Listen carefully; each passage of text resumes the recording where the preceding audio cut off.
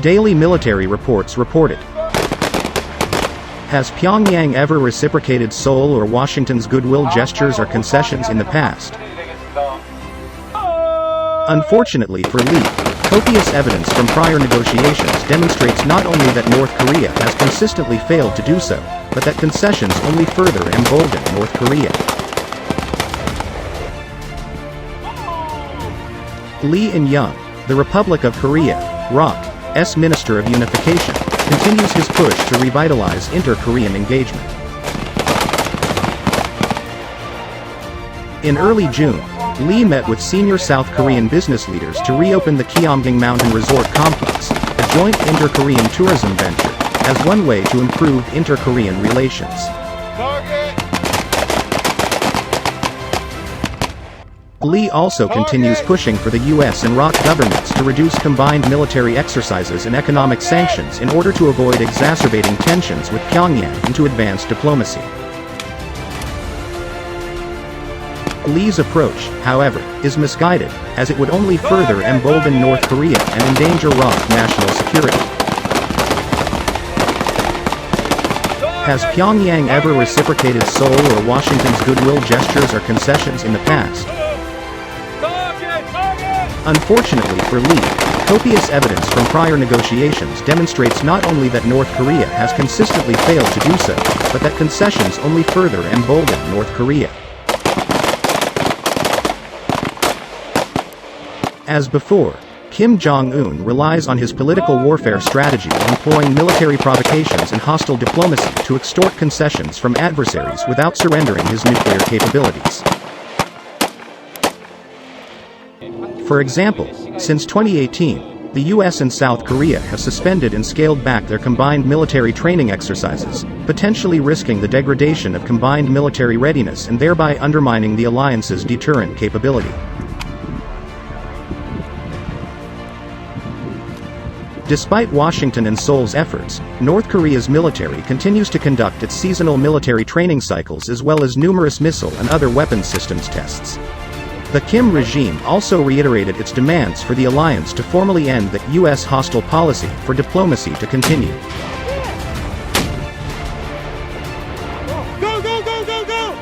This means Pyongyang wants nothing less than a significant reduction or full withdrawal of U.S. troops from Korea, an end to extended deterrence, and the lifting of all economic sanctions, just to keep it at the negotiating table.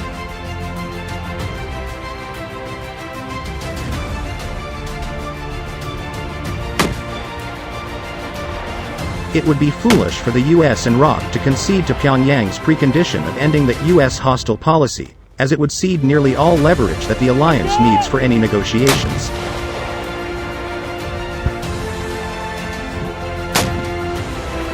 The US supported a decision by Macau to unfreeze the funds that were then transferred to North Korea in 2007, hoping that North Korea would be more forthcoming during the six-party talks.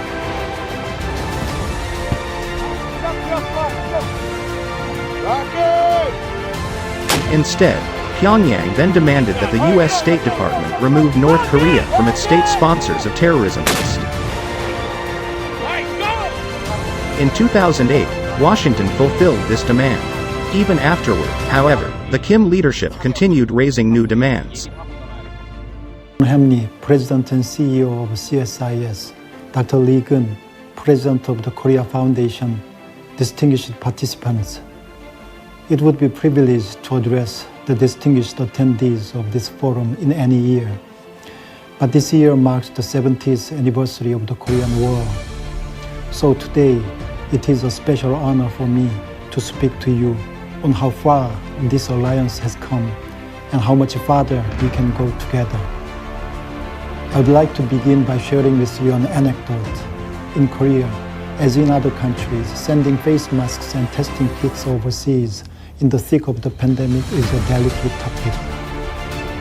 But when my government decided last month to provide 500,000 masks to American veterans of the Korean War, the Korean public expressed overwhelming support. It finally left the six-party talks when the US and its allies refused to accept North Korea's terms for a nuclear verification agreement in 2009.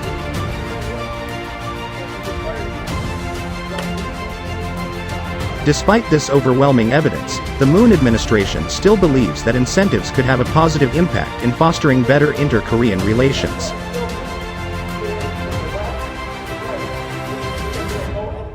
Yet how do current inter-Korean relations provide Lee and others with the optimism that incentives could work? One argument that Lee and other proponents of renewed engagement may raise is that North Korea's regime is changing.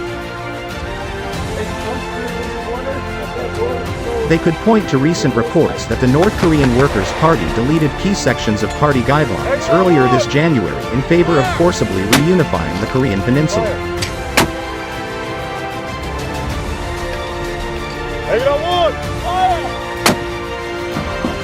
These reports, however, remain not only unconfirmed but also, it is too early to assess if such a reported revision entails a formal change in North Korea's strategic policy.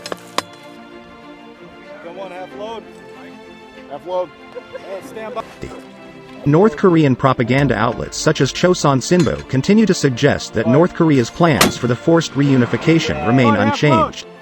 Seoul's leadership therefore should devise a North Korea policy strategy with the US and other regional allies and partners that is based upon an accurate assessment of North Korea's strategic intent.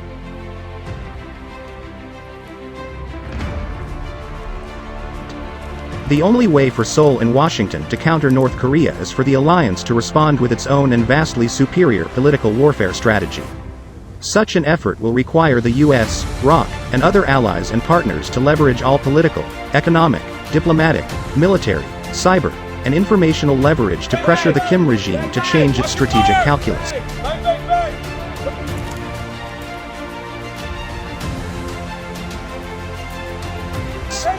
Although such a campaign will likely heighten immediate tensions with Pyongyang, Seoul's leadership must be willing to take on such costs if it hopes to ever achieve permanent peace on the Korean peninsula.